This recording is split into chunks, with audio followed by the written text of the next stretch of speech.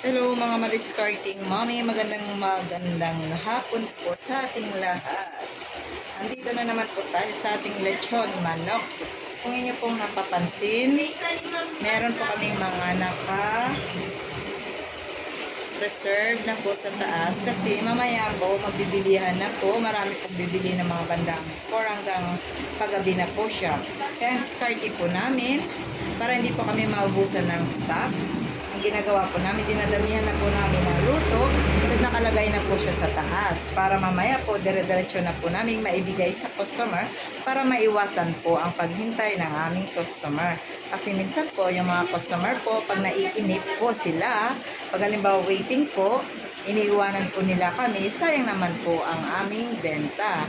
So yun po ang aming panibagong discarte para tuloy-tuloy po ang bigay ng sa aming mga customer. So habang ako po ang bantay po dito kasi po kinulang po ang aming tauhan sa bakery, pinatulong ko muna po siya. Sunod ako po muna ang nag-substitute po dito.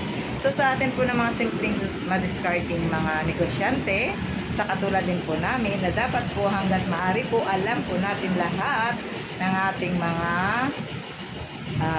negosyo. Katulad po niya, nawalan kami ng tauhan. Medyo marunong po ito yung tauhan ko doon sa paggawa ng tinapay. So ngayon, siya po yung pinatulong ko doon. Sunod ako po dito sa lechon manok. So habang po nagle-lechon manok, meron din po tayong fried chicken. Ito lang po. Ayan po, meron po tayong fried chicken doon po. Ayan po. Medyo stock pa lang po yan. Mamaya po magdadagdag po kami. Ano po? So, meron din po doon sa loob ng bakery. Ibang tao din po ang naka-assign po doon. Ayan po mga madiscarding mommy. Ito po yung sinasabi kong bumabagang kita pag alam po natin ang patama sa lechon manok. Sa totoo lang po, medyo malaki din po ang kitaan dito sa lechon manok pag marunong po tayo. Diba po?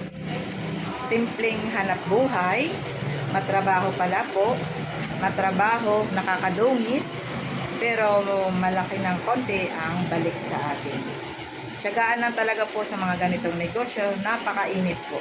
Alam po namin sa umpisa pa lang na mabiging mausok, mainit at mauling at madugyot po kami, pero ayos lang po yun kasi alam po namin na ganitong trabaho po ay medyo magpapagaan po ng aming buhay. Ano po, mga madiscarding mommy, siguro po may napulot na naman po kayo ng bagong tip sa akin.